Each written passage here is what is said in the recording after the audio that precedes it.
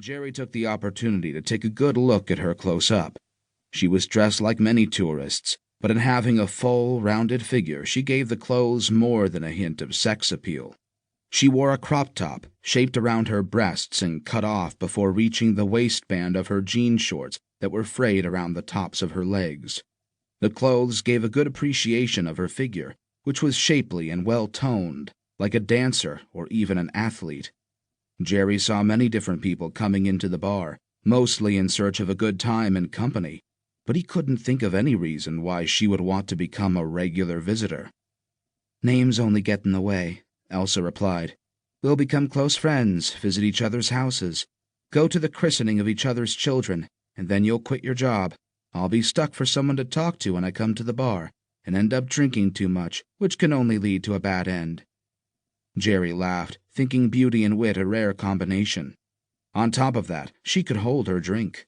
She used 1 bottle of tonic for 3 shots of vodka, normally having 6 measures without showing any ill effects from the amount of liquor he had poured for her. Before Jerry could reply to Elsa, Simon Walsh walked into the bar. Walsh was a keen sailor and had a boat permanently berthed at the marina, though he usually spent no more than a couple of weeks of the year vacationing in Miami. Elsa methodically eyed Walsh up and down as he approached the bar, then feigned disinterest and turned her attention back to her drink. She didn't want to spend another week posing as a barfly or away from work, and was determined to snare him by drawing his interest. Experience had taught her that the best way of getting a man's interest was to ignore him. Walsh was not unattractive. He looked over 6 foot, of heavy build, and about 10 to 15 pounds overweight, but not fat. The white cotton shirt and wool-blend pleated trousers set off his ruddy complexion, and the thick copper-colored hair betrayed his Irish heritage. On his wrist, he was wearing a Rolex watch that must have set him back $50,000, and his ensemble was completed with black, soft-leather sailing shoes. "The usual, Mr. Walsh?" said Jerry with a sideways smirk at Elsa. "Thanks, Jerry," said Walsh, as he casually glanced around the bar. The place was virtually empty, apart from Elsa and an elderly couple sitting in the corner, who were nursing their drinks as if they had to make them last all day. Walsh fixed his gaze on Elsa, who was an unexpected bonus to his visit. He waited until their eyes met and smiled, trying not to register too much of an obvious appreciation of her looks.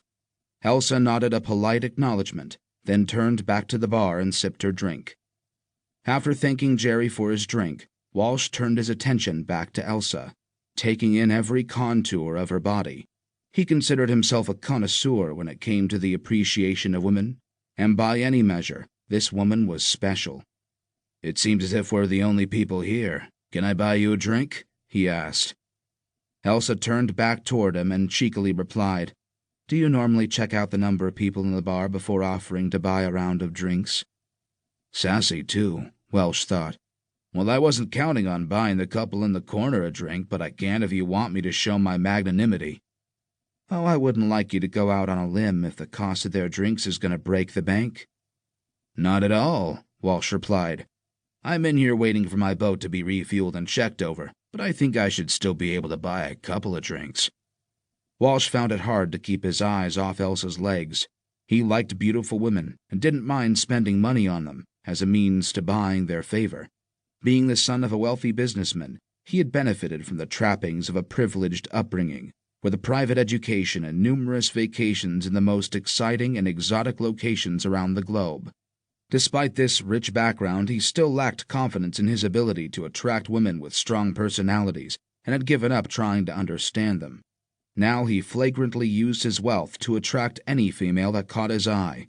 Their affection was not necessary as long as he was able to get what he needed from the liaison. "In that case, I'll have another of these," Elsa replied, pointing to her glass. "A vodka." Thank God things were at last on track, she thought, and he was so easy to catch. He was well and truly hooked, and now all she had to do was reel him in. Jack should be outside somewhere and would follow them to the hotel of Walsh's choice. She would get Walsh into a compromising situation. Then Jack would burst into the room as the indignant husband, and bingo, money on tap. It was a well-worn ploy, but worked surprisingly well. The scene would play out like all the others, ending with her being pawed.